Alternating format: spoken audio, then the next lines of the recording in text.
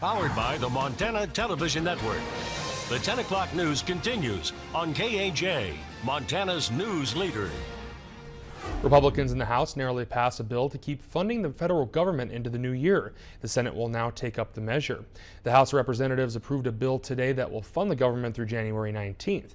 House Republicans introduced the bare bones legislation to keep the government operating past midnight Friday. Senate approval will avert a crisis and allow lawmakers to head home for the holidays. Since Republicans control the House and the Senate, they don't need any Democrats to get the bill passed, but they did have difficulty securing enough votes within their own party because some conservative Republicans wanted more funding for the military.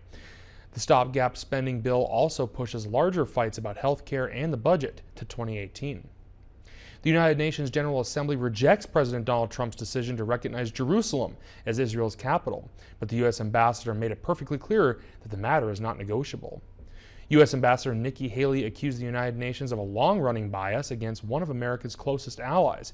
Haley spoke at the General Assembly and debated President Trump's decision to recognize Jerusalem as the capital and to move the American embassy to the holy city of Tel Aviv. The vote went overwhelmingly against the U.S. 128-9, declaring the president's decision null and void. Haley also reminded the Assembly America is the UN's biggest contributor, but can't cut that funding at any time. Australian police say a vehicle attack in Melbourne does not seem to be tied to terrorism. An SUV rammed into pedestrians on a busy street today, injuring 19 and 4 critically. Authorities say more than a dozen people were taken to the hospital, and police say the driver, a 32-year-old Australian citizen of Afghan descent, has a history of drug use and mental health issues, but police say there is no evidence connecting him to terrorism. Police arrested another man, a 24-year-old that did film the incident, was carrying a bag of knives. But at this point, they do not believe the two men are connected.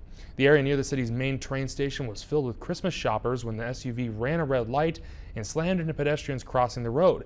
The vehicle then crashed into a cable car stop, and police will increase security around Melbourne in the coming days, even though they say there is no immediate threat of danger during the busy holiday season.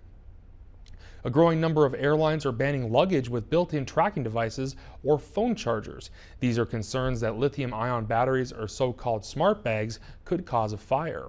United and Hawaiian Airlines said Wednesday that they will start banning smart bags with non-removable batteries on January 15th.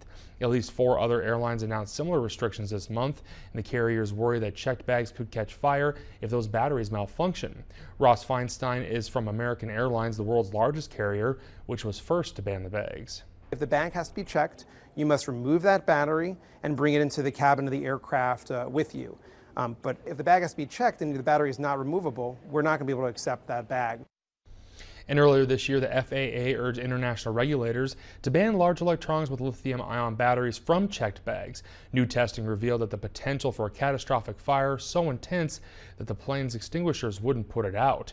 It's worth noting that the DOT and the FAA do not certify batteries, and one leading manufacturer says at least 65,000 of its smart bags could be grounded. And up next in Health Watch, the incredible story of a baby being called a miracle birth. And this little girl named Emma was frozen as an embryo and born 24 years later. Stay with us here on KAJ.